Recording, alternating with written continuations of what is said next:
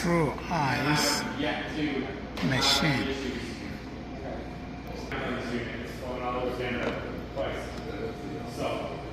Beautiful eyes. Don't let a gasket here to help ensure we keep water in the sump. Hey. Don't let a gasket keep water in the sump, because if we lose water, then we're going to short it back to us. So keeping water in that sump is critical. Okay, so today we're demonstrating how to set up this control. So the tech is going to walk us through on how to set up this control. Thank you. Please subscribe to HVAC Mechanical System. Thank you. So here's the model number. Get up there in front. And the unit information. So the guy comes out real easy. The model number and unit information. Thank you. Down here, just beside that power button, there's a flashing triangle. It's not there right now, but if there was, that means something's not perfect. Something's missed. You know, maybe it needs an air filter cleaning, or maybe our T4 probe, like our ambient air probe, has failed. We're still making ice, but something's not perfect. Maybe a water filter needs to be changed. Just letting you know, hey, you need to look at something. You can still be making ice, so if you see that, I'll show you in a second where we could see what's going on. Right off the bat, you can also see what the evaporator temperature is. So we're 28 degrees on that evaporator. And then this would be our bin level. So that would give an idea of how much bin ice is in there. I don't think it's set up right now, so it's not reading correctly. On a bin, not a big deal. You could just open up the bin, see how much ice. But on a dispenser, you could see that from the floor. You can see, okay, that dispenser is, 100% full or 50%. All right, you don't have to try to tilt it, look in, or open it up somehow, shine a light in to see how much ice. If I click on this I button, this is gonna take us into the info screen. Now this is what's game changing for you guys. So this is our schematics of the unit. Breaks down everything. We talked about temperatures, we talked about having pressure transducers. It's not all about for the machine to make ice, but it's also there for you guys to see with one push of a button. At this stage, you haven't pulled out a screwdriver. All right, just one finger push on that display. Now you know what the pressures are of how it's operating. You know exactly what the water level is in that sump. We know what the incoming water level is, our temp is. We know what our sump temp is. We know what our ambient is. Everything that you would generally look for on an ice machine by going through either different menus or physically taking the temperature yourself is at your fingertips with one push of a button. All right. Anything that is lit green is an indication it should be operating. So if a component is being called to be used, they're operating, it'll be highlighted as green. Doesn't mean that it is, that you're there probably for a reason. I bet you most of you don't get lucky enough to be there for a cleaning, right? They're calling you because it's down. All right, so knowing what should be working when it should be working is half the battle sometimes. So this machine will say, hey, the canister fan motor should be running. Now one thing I will do is show you, you'll hear it click into high speed, and that's gonna sound like every other ice machine out there, and then I'll get to yell at you guys for the rest of the batch. Alright, so it's almost twice as noisy just by going into high speed. And that is going to be triggered by the pressure transducer. So when we hit a certain pressure, that will trigger high speed. They'll stay in high speed until we drop down low enough, and I'll give you those pressures in a second. So everything at your fingertips here. Talk about a flashing yellow triangle. If I click this will give you any alerts or faults that is currently impeding on the unit. Not stored, but currently impeding. So again, air filter needs to be cleaned, water filter needs to be replaced. Maybe a probe that has failed, but we're still making ice. Now it'd be located here. If I click this top right, this will be the alarm log. So this is where you will see anything that has happened to this machine for, I think it's 150 different issues.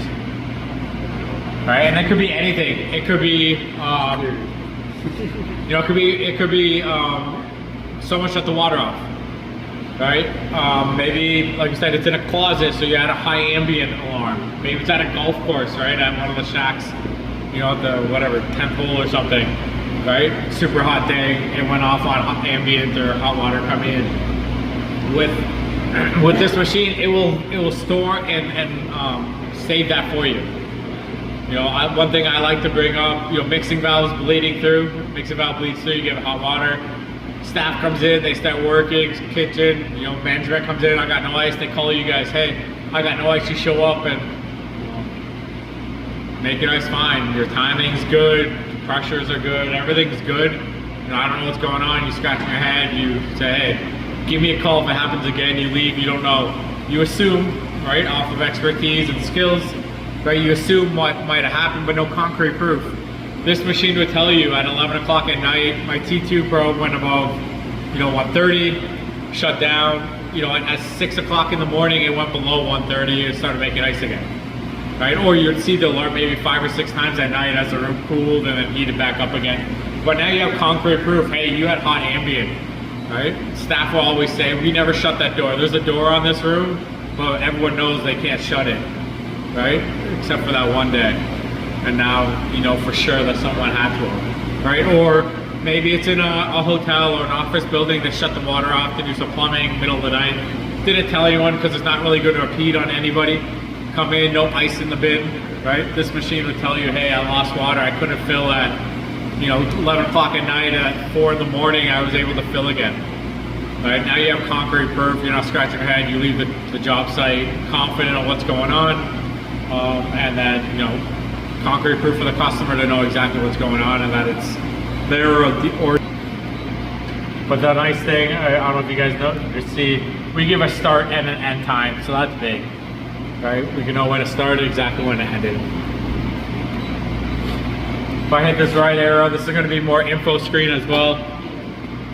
Some of you are visual. We also have graphs to showcase water temps and refrigeration pressures.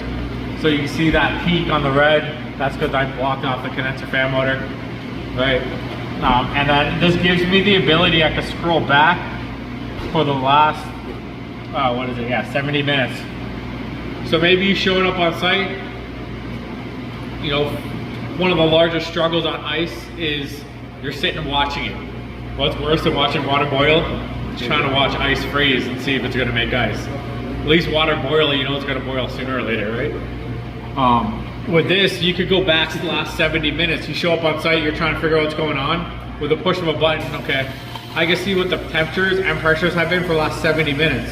So now you're getting information from the past, right? Which now puts you one step further on diagnosing this instead of sitting around, right? Waiting for, you know, it to start a new batch, so you start your timing and all that stuff. So if I wanted to go back here so you can see, because we're in harvest, the evaporator coil now is highlighted in orange because we're heating. Hot gas valve is open, compressor's still running. At the same time, we're filling. You might have missed it because I was talking. One thing we do between each batch of ice, so as soon as we trigger a harvest, we are going to fill, right? But we also drain for 15 seconds between each batch of ice. It allows us to flush any impurities sitting out of the bottom of the sump to help avoid any buildup there. Also allows us to open and close that valve every 15 minutes approximately. So that way we're going to help ensure that it doesn't stick near as much. But really it's the impurities. This machine will outperform really any other ice machine out there in those hard water environments. Right, Toronto has really decent water. You go out to like Barrie area, really shitty water. I think Niagara has pretty soft water, no? Pretty soft, yeah. Yeah. Out by me, up by London, I mean, Kitchener area, we get, I think some of the hardest water in North America is there next to Texas, right? It's, and that's one of the reasons, you know, those areas. I'm just gonna shut this off. A restaurant, right? Like they just say, you know, perfect example, my machine never works. They don't always mean it never works. It just means it doesn't. Super important for you guys. Also gives you ice capacity. So if we're gonna continue to operate this unit the way we did for the rest of the day, you know, it would produce approximately 480 pounds of ice. This will give you freeze and harvest times for the last 5 batches. So we talked about the graph, already knowing how the machine was working. Same idea, you come here, you could already know what the last 5 batches dropped at. So within a couple minutes of being on site, you know what it's doing now. You know what it was doing last 70 minutes in regards to pressures and water temps or temperatures. But then we also know what your times have been for the last 5 batches. So that is going to be approximately an hour and a half, something like that. All right, so you're already that much further. I can almost guarantee within an hour you'll have one of our ice machines diagnosed and parts on order if needed, or fixed, whatever the case is. Right, just with having all that previous history and knowledge, you're not sitting around waiting to be, is my harvest valve opening? Oh no. Barcode here, this will give you model and serial number of the machine, also give you warranty dates left. As soon as you go hit make ice and it drops its first batch of ice, the machine will trigger that as the install date. Right? So if you have one, maybe you sold one to somebody, it's sat, they didn't open up the restaurant, they don't plan for another 4 months, but you needed to drop the machine off so you get paid. Right? Trick question, anyone remember what the warranty is? Someone asked, I think you asked about manually activate individual components. If I click on this, we could come and we can manually fill this unit. So you'll get a percent here watching how it's filled. So if it's a noisy environment, you can't hear it fill. You don't know if it's filling, you can actually sit here and watch it go up by percent. If I hit this I button as well, you can sit and watch it go up by the millimeter.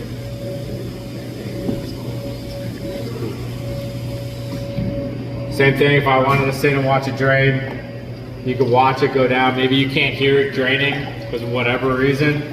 You could at least watch the percent drop.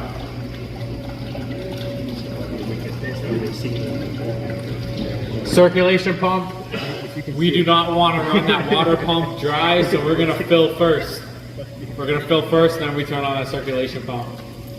That stage, you'd either have to watch the water come over or whatnot. Harvest, same idea. We're going to run harvest. We're going to run for at least 10 seconds or at least 10 seconds to a maximum until we hit 50 degrees. Once we hit 50 degrees, we're going to trigger it to stop. So you could have enough time to come, compressor's running. Same idea, you can hit this I button, you can see where your pressures are in a second once it catches back up.